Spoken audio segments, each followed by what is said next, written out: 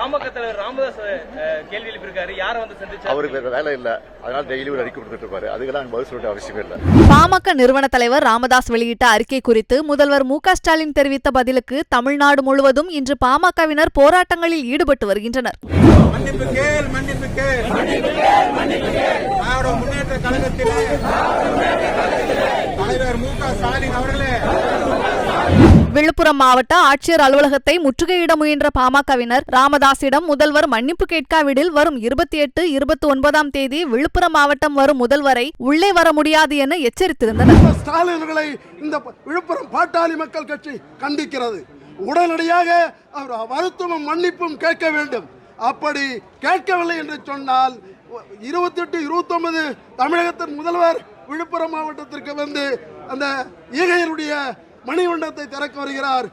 கோவிந்தசாமி அவர்களுடைய மணிமண்டபத்தை திறக்க வருகிறார்.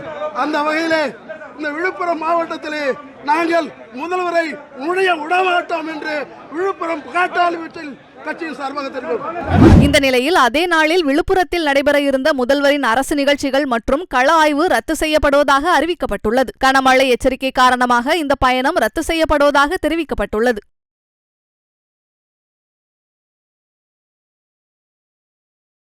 செய்திகளை உள்ளது உள்ளபடி தெரிந்து கொள்ள ரெஃப்ளெக்ட் நியூஸை சப்ஸ்கிரைப் பண்ணுங்க.